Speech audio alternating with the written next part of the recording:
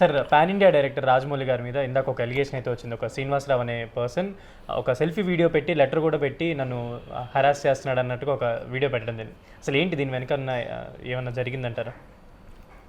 నేనేదో ఒక చిన్న సీన్ చూశాను, అంతదాకా నాకు తెలుసు. పూర్తిగా దానికోసం నాకు ఇంకా తెలియలేదు. తెలిస్తే నేను మాట్లాడతాను. కనుక ఏది తెలిసినా తెలియకపోయినా మీరు పోలీసు వాళ్ళ కంటే ఫాస్ట్గా ఇన్వెస్టిగేషన్ చేసేస్తారు కాబట్టి ఆ పోలీసు వాళ్ళని కూడా ఇన్వెస్టిగేషన్ చేసి ఆయన మరణ వాంగ్మూలం అని ఇచ్చాడు.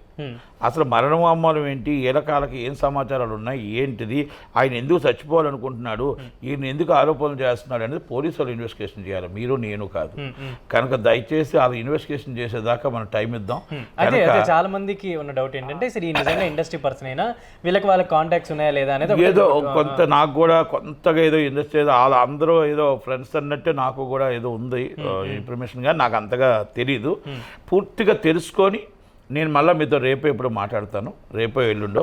కనుక నాకు కొంతగా తెలుసు రాజమౌళి గారు అంటే ఈజ్ ఇంటర్నేషనల్ స్టార్.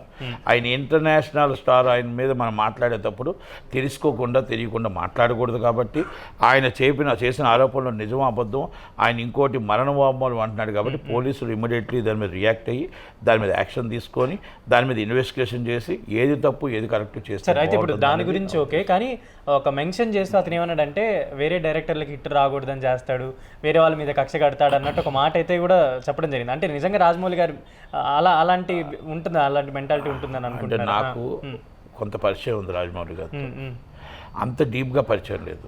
నా సినిమాకి ఆయనే భైరవ సినిమాకి ఓపెనింగ్ వచ్చాడు, అలాగే భైరవ సినిమాకు నాకు బ్యాక్గ్రౌండ్ వాయిస్ ఆయనే ఇచ్చాడు. అలాగే నాకు మన సినిమా త్రిపుల్ సినిమా టికెట్లప్పుడు కూడా అందరం కలిసి ఉన్నాం. కొంత పరిచయం, ఎక్కువగా నాకు పరిచయం లేదు, అంత డీప్గా నాకు లేదు.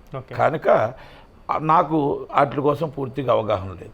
అవగాహన లేనప్పుడు మనం మాట్లాడకూడదు. ఓకే, నేను ఎందుకంటానంటే పూర్తిగా తెలుసుకొని మాట్లాడతాను, ఏది తప్పకుండా మాట్లాడతా. మనం మాట్లాడామంటే రేపు జనాలు హర్షించాలి. రేపు తప్పు మాట, మనం తప్పుడు సమాచారం బయటకు వెళ్ళకూడదు. కాబట్టి ఆ తప్పుడు సమాచారం వెళ్ళకుండా కరెక్ట్గా అన్నీ తెలుసుకొని మాట్లాడదాం. కనుక ఇప్పుడు దాకా ఈ విషయంలో ఆయన ముందు కాపాడండి, ఆయన ముందు ఏంటో ఇన్వెస్టిగేషన్, ఆయన మీద ఇన్వెస్టిగేషన్ చేయండి. ఆయన మరణ వాంగ్మూలం అన్నాడు, ఆయన చచ్చిపోకుండా కాపాడండి. అలాగే పోలీసులు దాని మీద సీరియస్గా తీసుకోండి.